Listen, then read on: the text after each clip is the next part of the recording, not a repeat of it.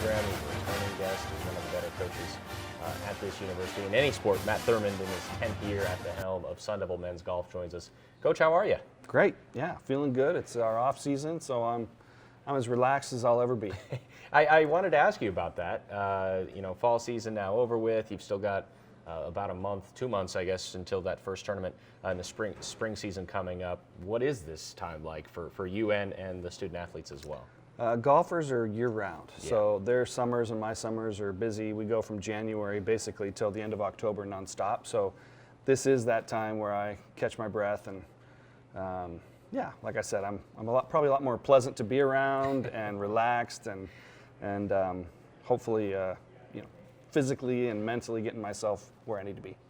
Let's talk about someone who's definitely in the place where he needs to be. He's going to be our guest right after you're on with us, FIFA Laupakti, who turned a lot of heads with what he did in Dubai in qualifying for the Masters and the Open with his success on the course. But I'm curious, coaching him, being a mentor to him, what's it been like for you to see his growth and maturity and obviously his success as well? Well, it's awesome. That's what you love more than anything as a coach, is to see them succeed at the highest level. FIFA was a great recruit and somebody I really care a lot about. And he had a little bit of a slow start here. He was injured his freshman year, sophomore year, had a little bit of a slow start. And like most people that do great things, it kind of comes through the most difficult times. He was struggling a little bit and kind of had to reprove himself over and over. And when he kind of battled through those toughest times is when he really thrived. And so his last year has been amazing. And it's fun to see him smiling. He was smiling all the time anyway, but fun to see him accomplishing big things. It's not just FIFA, but any player, and I know you've been vocal about this on social media, but anyone that's played golf knows this. You're going to go through slumps. Yeah. It is a game of slumps, and to help your players find themselves through that and get them out on the other side. You've obviously been doing this a long time. How, I guess, gratifying is that when it finally does click again for these extremely talented players, when they get out of that slump and find the other side?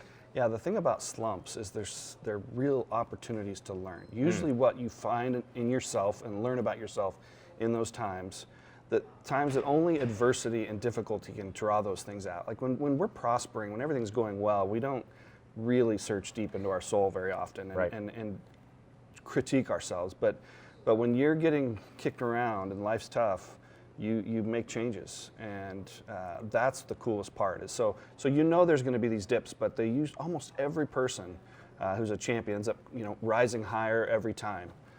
So it's a real skill to be able to handle that stuff, and as a coach, that's that process is fun for us to help them. We try to create an environment where even if they are struggling a little bit, they're still happy, they're still learning, and they're still growing. So that they can sustain in those difficult times. Tell you what, fans, follow the Sun Devil Men's Golf Instagram, also Coach as well. Had a video up about the 3 Ds. I'm literally going to watch that before I go play my next round. But seriously, great stuff on the social media channels as well. I'm curious, Coach, just into the spring season, where you guys are looking as a program, trying to return to the tournament and obviously have success this year in the end-all, be-all of the national championship run.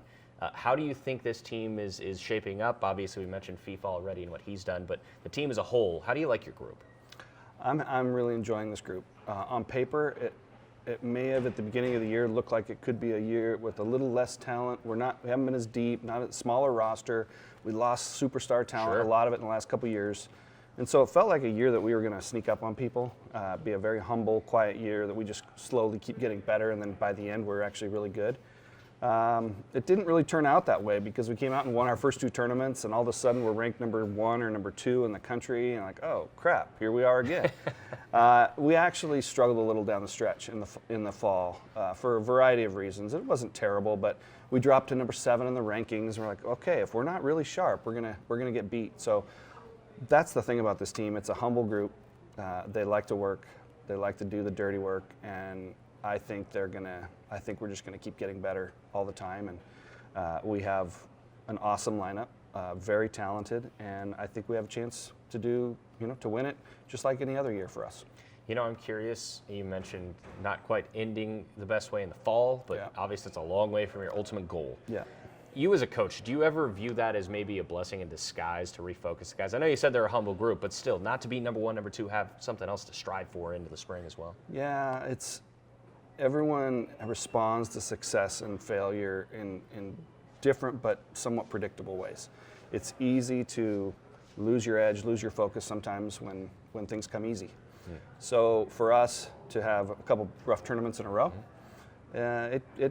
we've had really good conversations with each guy on the team about where they need to improve and work on, and they're highly motivated to fix things and improve things. And so in that sense, having a little bit of a limp at the end of the year, fall season, sets a nice tone for the off season, which I think is where our guys are. They've been going over their goals and their plans, and they're really sharp and focused right now.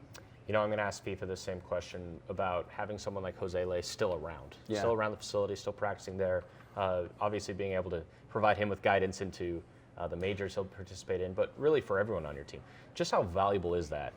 So many great alums in this program. We've talked about him so many times before, but someone that's fresh out of it, fresh into the pro circuit. How does that Well, help? especially for FIFA, you know, Jose Ley's going to be able to give him some advice about Augusta. Yeah. That'll be helpful, and I know he might even let him borrow a hat because Jose Ley can give FIFA a lot of good advice.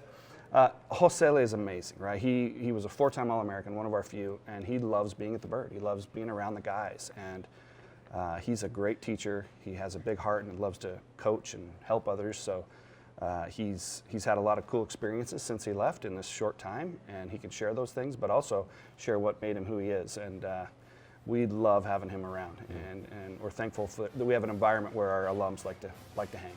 Yeah, it's a special bond between the alums, the current program, and clearly success all around, right? It's been breeding success for years and years. He's a big reason why.